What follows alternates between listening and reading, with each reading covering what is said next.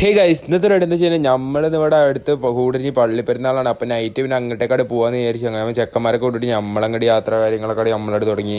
അതിൻ്റെ ഇടയിലാണ് വേറൊരു പണി പാളി. നമ്മളെ വണ്ടിൻ്റെ എണ്ണട് തീർന്നു. അത് പിന്നെ അല്ലെങ്കിൽ അങ്ങനെ നാളെ എങ്ങോട്ടെങ്കിലും ഇറങ്ങുമ്പോഴേക്ക് എന്തെങ്കിലും വണ്ടി വരെ ഉണ്ടാവുക. പിന്നെ ഓലുണ്ടാളും പെട്രോൾ വാങ്ങാൻ പോയി.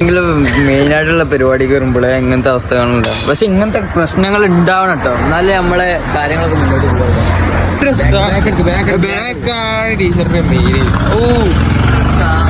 ഓൻ്റെ ഉണ്ട് കേട്ടോ, സാധനങ്ങൾ കുറേ ഉണ്ട് കേട്ടോ.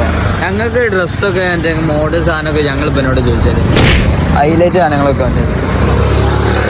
അതിൻ്റെ ശേഷം ചെക്കന്മാർ പെട്രോൾ വാങ്ങി ചെക്കന്മാരോട് എത്തി. പിന്നെ നമ്മൾ നേരെ വണ്ടിയിലേക്ക് പെട്രോളോട് ഒഴിച്ച് അങ്ങനെ നമ്മൾ കൂടിഞ്ഞിലോട്ട് എത്തി.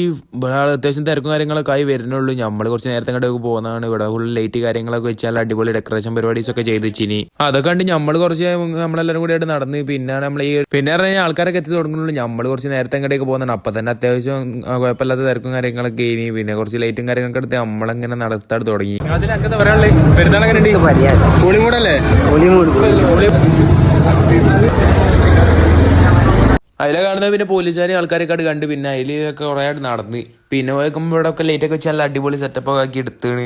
അതൊക്കെ കണ്ട് തൊള്ളായിട്ട് നമ്മളതിലൊക്കെ നടന്ന് പിന്നെ ഞങ്ങളൊക്കെ മുമ്പ് കാര്യമായിട്ട് എന്തോ നോക്കിയിട്ടുണ്ട്. അതൊക്കെയാണ് ചെക്കൻ്റെ മൈന്. പിന്നെ അതൊക്കെ നോക്കി നമ്മളോട് നടന്ന്